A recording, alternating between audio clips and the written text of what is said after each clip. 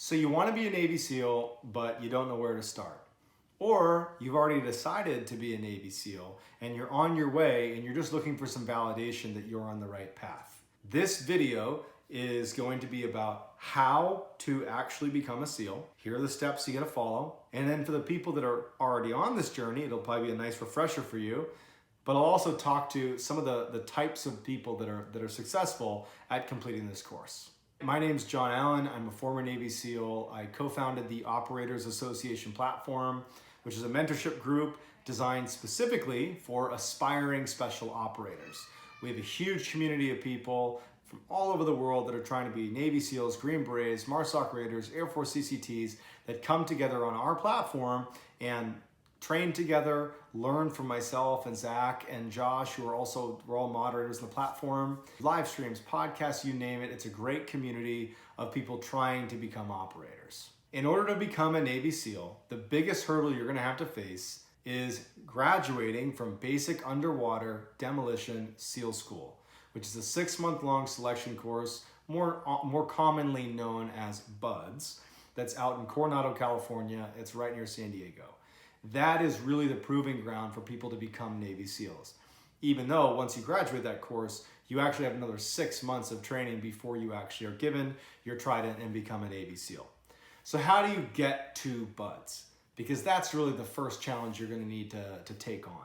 If you're a civilian, there are 2 pathways to earning your spot at BUDS. There's the officer route, which means you have a college degree and you've been commissioned as a Navy officer and you're going in as someone who's going to be leading people.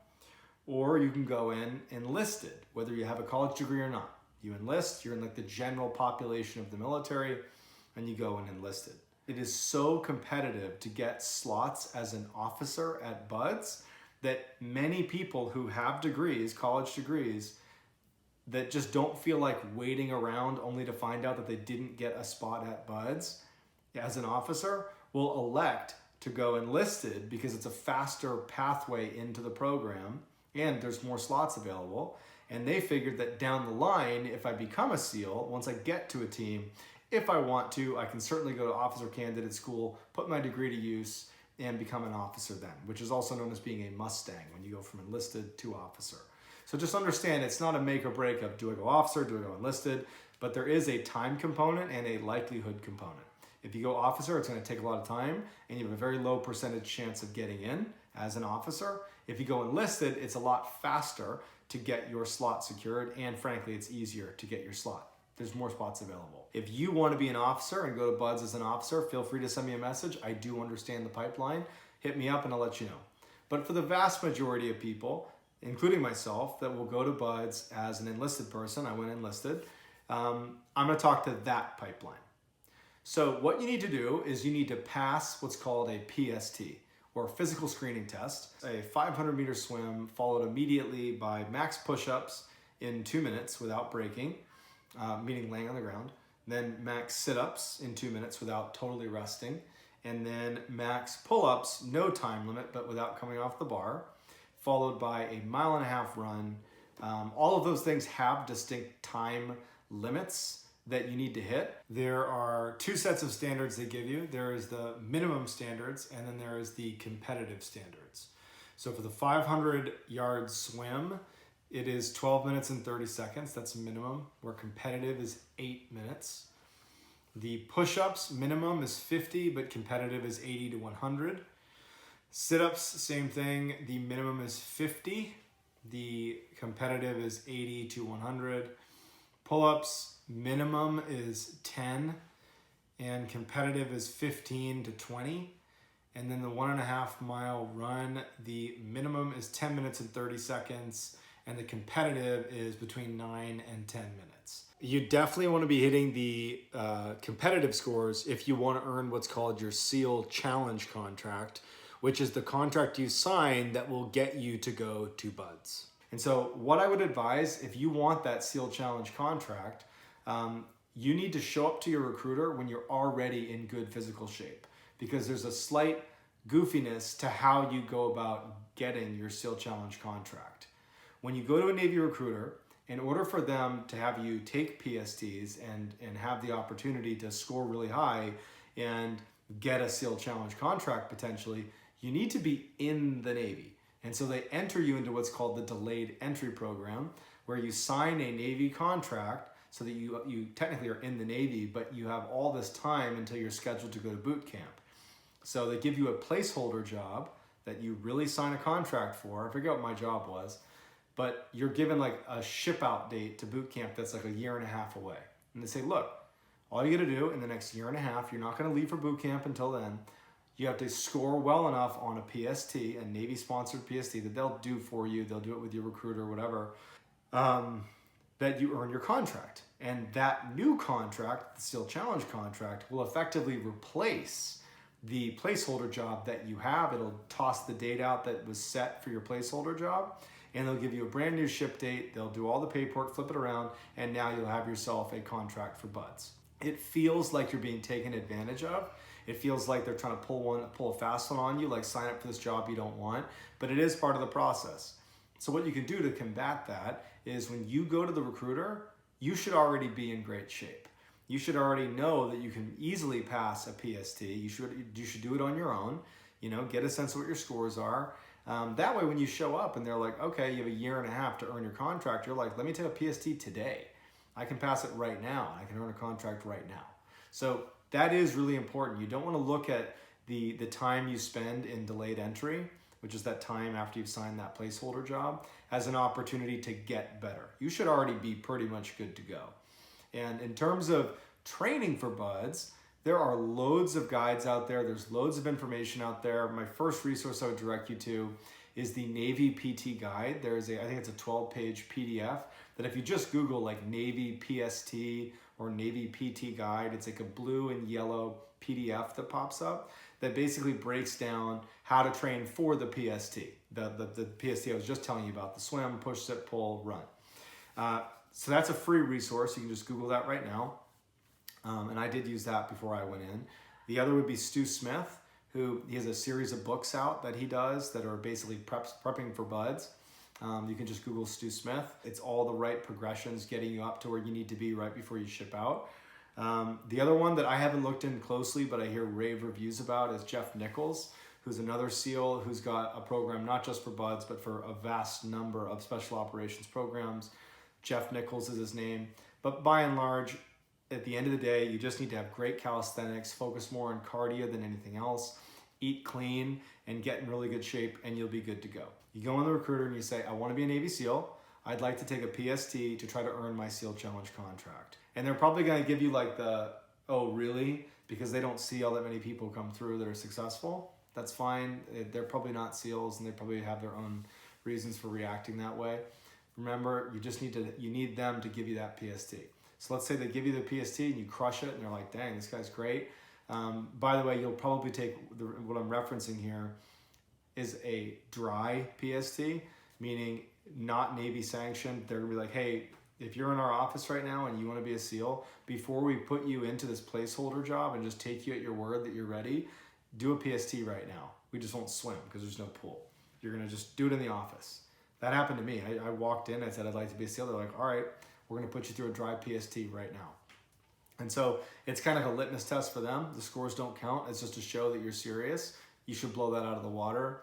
If you don't have that, they'll just immediately try to get you into DEP, which is Delayed Entry Program, where they'll have you sign that placeholder job where you have to go to it's called the Meps building, which is probably gonna be separate from the recruiting building that you're at. It's the Military Entrance Processing Station. There's a bunch of them all over the country. It's for all of the DoD, so any branch of the military in that vicinity has to go through the Military Entrance Processing Station in order to join the military. So you'll go to Meps, it's another acronym. It's funny, like thinking about it now, there's so many acronyms. I didn't think there was, but when I try to talk about this stuff, everything's got acronyms. So you go to Meps and you will have to take a physical, a drug test, and then they'll put you through a colorblind test and a bunch of other stuff if you're flat-footed or not. And then if you pass that, they'll have you sign your placeholder job. And then with that, you are now in the Navy, you're in the Delayed Entry Program. Your recruiter will connect you with what's called a scout, which is an NSW, which stands for Naval Special Warfare. So basically the branch of the Navy that houses the SEAL teams. They have their own set of recruiters and mentors. You'll be put in touch with that group, and you'll have someone that will now administer a PST that is like directly geared for the SEAL teams. No guarantee that your mentor or your scout will be a SEAL, but they're affiliated with NSW, which is again Naval Special Warfare. And so you'll take your PST with them, and that will be a real one. It'll be totally like legitimate with stopwatches and people watching you, the whole thing. If you score really well, it's not uncommon for the first time you take that PST, if you blow it out of the water, they offer you a contract. And they literally will say to you afterwards, at least in my case, hey, you scored really well. For me, I think my first time I ever did a PST, a real one, not the dry one, I had I want to say a 9:45 swim. I want to say it was like 70 or 80 push-ups, 70 or 80 sit-ups, maybe 15 pull-ups, and then I ran like a sub-9, so maybe like an 8:50 run, and it was good enough, and they said, these are great scores, we're going to offer you a contract. They don't give you the contract on the spot. They submit your name and your PST scores back to that Meps building that you signed that placeholder job contract at. You go in there, they would receive that, and they would basically figure out when the next class is that you could be joining, the next BUDS class, because they only run 5 BUDS classes a year. And so Meps will be in touch with your local recruiter, who is the one that gave you that dry PST. And if it's at some point, it could be very quickly, it could be in weeks, they call back and say, hey, you need to bring in John because we have a SEAL Challenge contract for him to sign. And so you and your recruiter will head into Meps. They'll show you the contract and say, this contract guarantees you a chance to go to basic underwater demolition SEAL training and become a SEAL, assuming you pass all these things. And you sign the paperwork, and they basically throw out the placeholder job, and it's like basically completely off the table. And now you're given a brand new ship date, i.e. the day you're gonna leave for boot camp.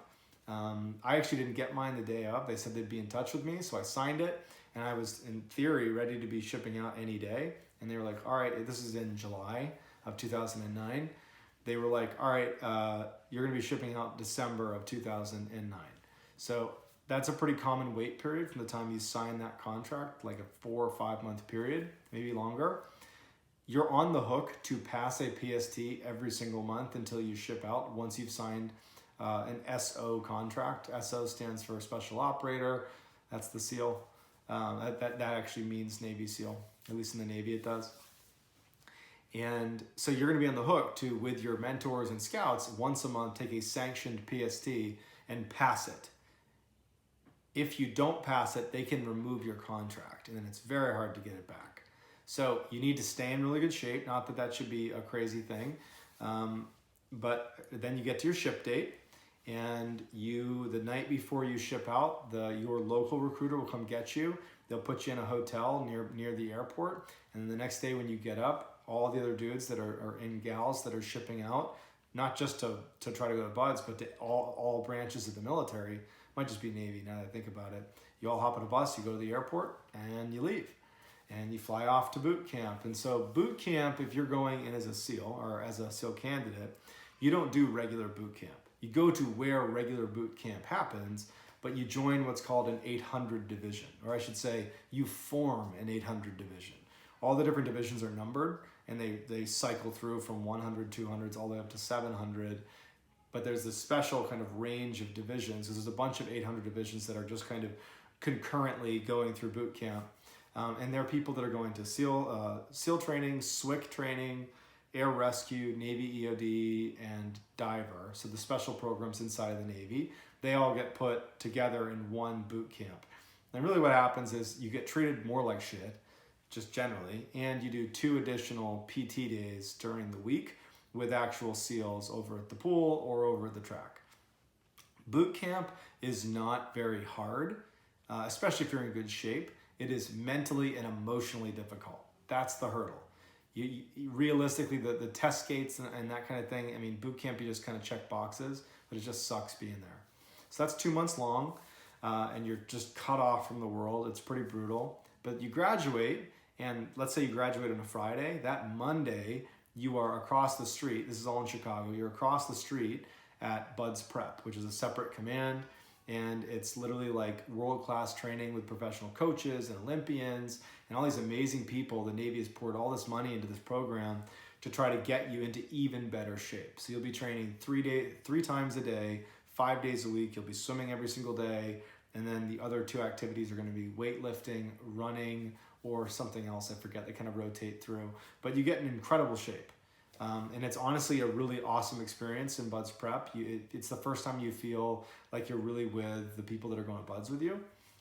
It's a great experience. It really is. On the back end of Buds Prep, you do need to pass a PST, and if you fail it, you're out. Like you're dropped. And by the way, that happens in boot camp too. It happens in the beginning of boot camp. You got to pass a PST in the first 7 days. I think you have more than one attempt. Don't quote me on that. Whereas the Buds Prep one, I think it's a one shot. But at this point, you're in amazing shape. There was one guy in my Buds Prep cohort that did not make it through.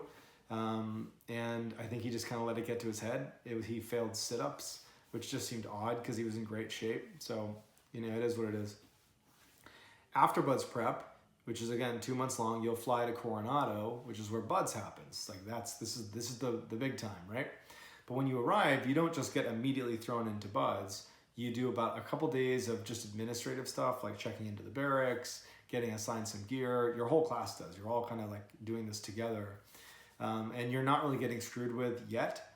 After that first week of administrative stuff, you start what's called BO, which is basic orientation. And it's 3 weeks of basically Buds, but the light version. So in Buds, you're getting surf tortured and log PT and boats, and boats on your head. It's brutal, Hell Week. BO is a taste of that, and people do get freaked out and will quit and they'll fail stuff. But by and large, if you're in decent shape and you're showing up ready, BO should be a walk in the park. Well, relatively speaking, you're not going to enjoy it, but it's not going to be super hard. No major test gates, except that every week there's mandatory 4-mile timed runs on sand, 2-mile ocean swims with fins, and the obstacle course. You need to pass a timed obstacle course. At the end of BO, they'll take only the best people in the class that have scored the best on the runs, swims, and O courses, and we'll let them go into actual Buds, so first phase, because there's 3 phases of Buds that make the 6 months. If you're in decent shape, you should have no issues getting into first phase. It's really just the people that have totally fell off that don't make it into first phase. And then you start first phase. This is the famous part of training. This is especially first phase. That is the in-your-face, hardest training you can imagine. Getting surf tortured, staying up all night, running around with boats on your heads, log PT, Hell Week's in there. That's 5.5 days of no sleep. That's where the majority of the attrition is going to occur in the course. And it is what it is. So the first 4 weeks of first phase are really brutal because it's the first 3 weeks are brutal, and then the 4th week is Hell Week. So you finish up first phase, you get through Hell Week, and you go into second phase. Second phase is the underwater component, but the most important test you're going to take really in Buds happens in second phase, and it's called pool comp, and that's right in the halfway point. It's basically this 20-minute underwater kind of emergency procedures test with scuba gear that gets a lot of guys to fail and get dropped from the course. I struggled with it mightily, but once you pass pool comp, even though there's still the rest of second phase, all of third phase, and then all of SQT, which is 6 months long, pool comp is when you effectively become a SEAL. There's not going to be anything after that that should trip you up. So past pool comp, you still got the rest of second phase where you're just doing some underwater diving. You move into third phase where the beginning is on Coronado. The second half is out on San Clemente Island where you do some shooting and demolition. You wrap up Buds and you graduate Buds on a Friday, and on Monday you start SQT.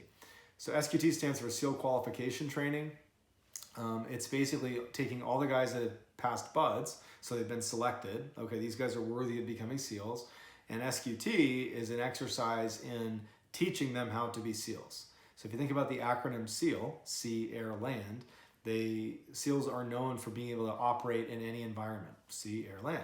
And so SQT is about learning how to operate in all of those environments. Underwater, skydiving, land warfare, urban warfare, survival, evasion, resistance, escape. It's basically the full gambit of what you can expect as a Navy SEAL. They teach you how to do it. Unlike Buds, which is a selection course where people quit and it's miserable and you feel like everybody hates you.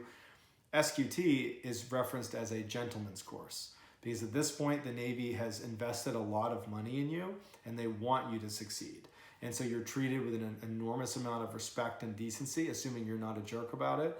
Your cadre is going to be Navy SEALs, and they're going to treat you with respect unless you're a jerk. And it's honestly, I really enjoyed SQT, and it's not just me looking back fondly at it. It really was an enjoyable experience.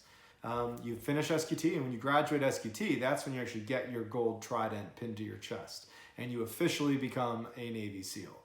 So start to finish, it's about a 1.5-year process from boot camp to graduating SQT.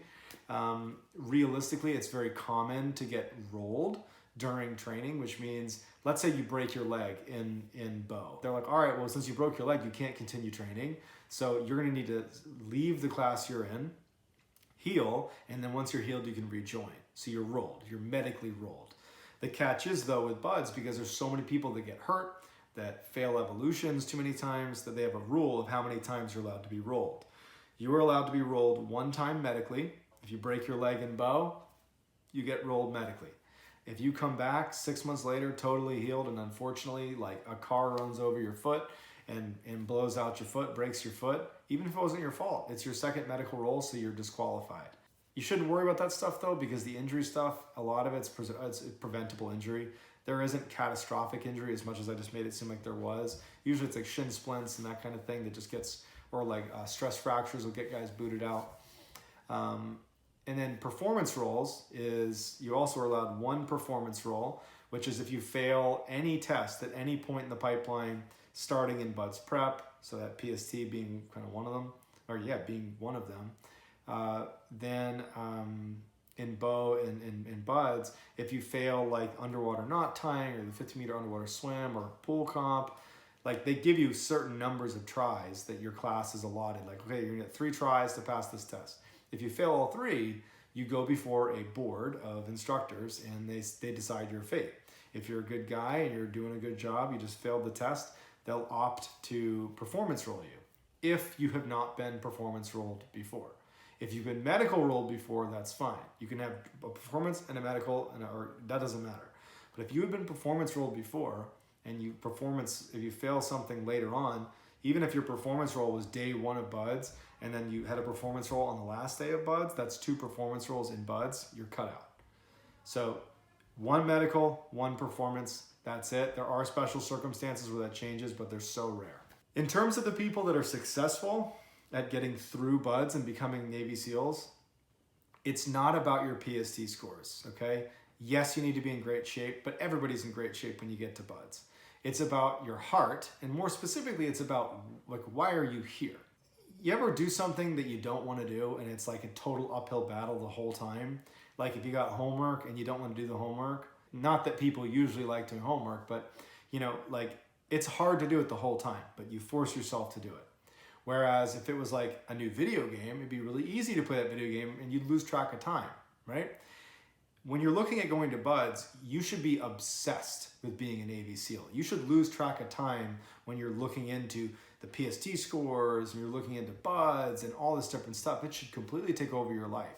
Because if it doesn't, you probably don't have a strong enough compulsion to want to go. Because you really need a level of commitment that you don't have to fake. It's like, this is all I ever wanted to do. I can't think of anything else. There's no other job I could even imagine doing. If you have that level of commitment, you're golden. I think also having a chip on your shoulder, having something to prove is a great way to go. If you feel like, you know, the world doesn't think you're anything, or your family doesn't think you're anything, or you screwed something up and now you think all your friends think you're never going to amount to anything, go. This is a great place to rewrite your history. That's what I did. I had squandered a couple opportunities and felt like people were looking at me like a total failure. And buds was my chance to rewrite my own history. And so when shit got really hard at buds, it sickened me to think about coming home and only further kind of exacerbating the idea that I was nothing and I couldn't do anything. I was like, I will die before I quit. I might fail the course. I might get dropped from the course. Anything could happen, but I will not self-select myself out. So hopefully you can do the same thing. If you're interested in more content like this, instructional videos, motivational videos, really in-depth, granular information about all the different parts of the pipeline.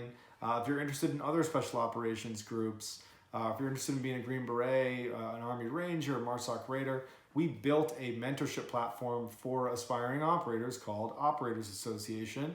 If you go to my bio, there's a link. You can check it out. Click it. There's a video. It explains what we do, who we are, what you can get out of it. It's a great opportunity to connect with hundreds of other aspiring operators all over the place. We have training groups that have stood up all over the country just from our chat room. It's a great opportunity to learn a bunch, be really motivated, collaborate with some awesome people that are your peers. And actually, we have some people that are going to be in class together from Operators Association that are going to be in selection together. So it's a great starting point. Definitely take a look, and feel free to send me any follow-on questions, and good luck.